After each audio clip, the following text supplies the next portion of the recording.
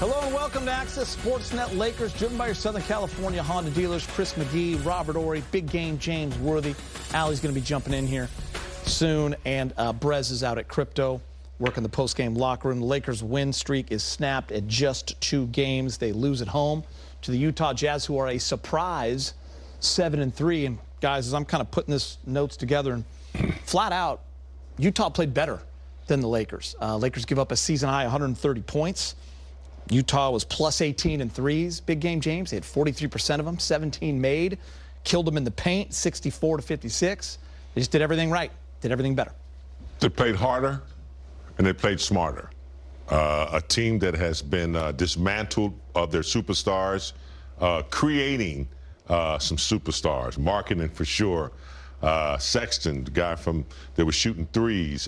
They play as a team. They're unpredictable, and they outplayed the Lakers tonight. And this is a measure of kind of where the Lakers are right now. I mean, they've had some some good defense, but they've yet to find a connection together to win games at home.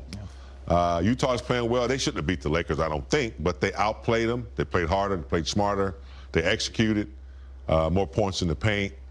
And so this is where the Lakers are. They really got to figure out where they are right now and start working on some consistency, especially when they're trying to score some points. One more before you jump in for big game, because you mentioned playing hard. 14 offensive rebounds for 25 points. And you really notice when AD is not in that game and that rim protection is no longer there. Team rebounding not great, but Utah getting those offensive boards and creating more opportunities. Yeah, we need another big. It'd be nice to get Bryant back. I don't know if he's, the answer, but we need another big to help AD out.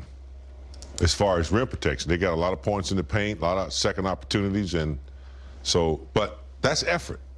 That's effort. And I think everybody can get in there and get rebounds, long rebounds, loose balls, 50-50 balls like that. They can win those, but Utah just kind of took it to them tonight. You've been patient. Yeah. If you look at this game and you look at Utah, Utah knows they have to play as a team in order to win games. And that's the key thing that you said, James.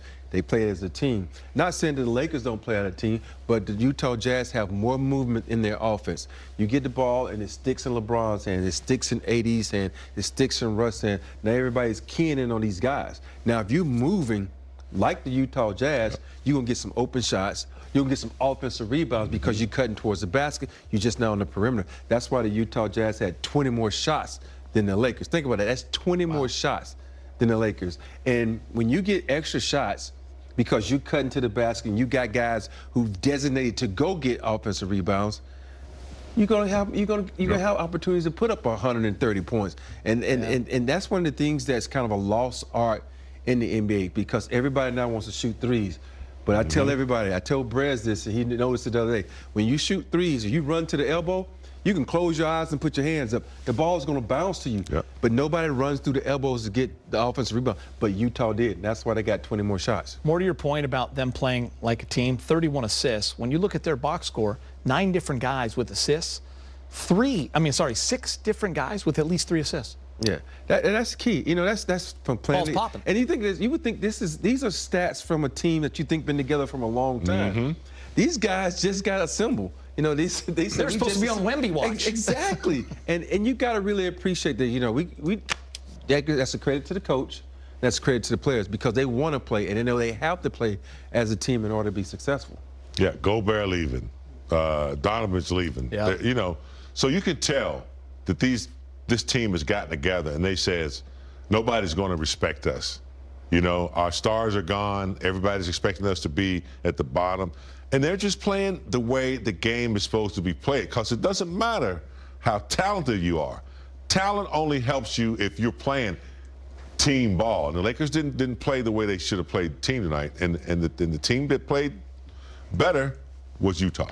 Big game, such a lesson, and Rob, in terms of like being patient with players as well, and realizing how much talent is out there in this league. And sometimes the right situation, or maybe just maturity, and you can be put in a position to really thrive and succeed. I look at Lauri Markkanen, and I remember you saying something we were watching the game, like they weren't using him right in Chicago. Well, he came over in that Cleveland trade for Donovan Mitchell, and he looks great. They're using him the right way. He's confident. He's going inside, outside, and he just looks like a different player. Now, obviously, he's put in a few years now, so he'll just get better with time. You know, he reminds me of, you remember when Kevin Love was in Minnesota? Minnesota? Yeah. How he was just killing it, and then he goes somewhere, and everybody like, what happened to Kevin Love? It's the system. It's about who you play with. You think about who the guys he was with in Chicago. Those guys didn't pass the ball. Yeah. You know, now he's in a system where they move the basketball. He's more comfortable. He's like, yo, if you really look around and see, he's the star of this team. He's the focal point of the He's the focal point, just like Kevin Love. And when you're not the focal point, everybody sometimes scratches your head and like,